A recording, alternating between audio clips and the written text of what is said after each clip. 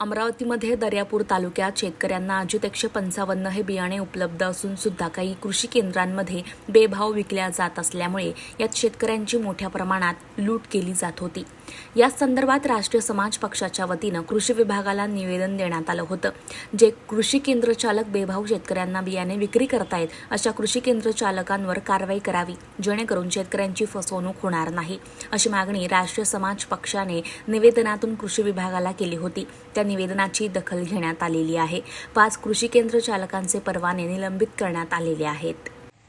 दर्यापूर तालुक्यात अजित 155चा जो तुटवडा होता त्या अनुषंगाने जिल्हा स्तरावरून कृषी सेवा केंद्रांना अजित 155 काही प्रमाणात प्राप्त झाले होते।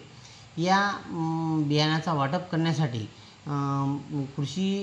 जिल्हा कृषी अधीक्षक अधिकारी आणि माननीय कृषी विकास अधिकारी यांचे आदेश 20/5/2024चे आदेश प्रत्येकी शेतकऱ्यात 2 पाकिटे आणि कृषी सहाय्यकासमक्ष विक्री करावी असे निर्देश होते।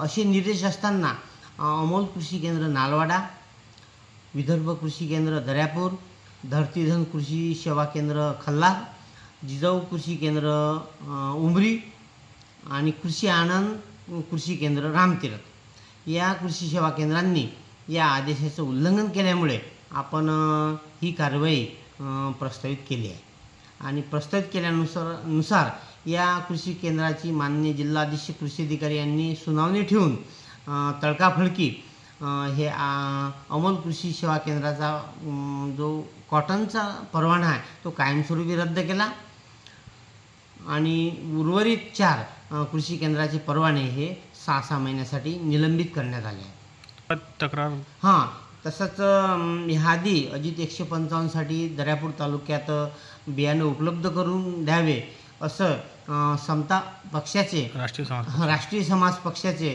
आपल्याकडे निवेदन प्राप्त झाले होते।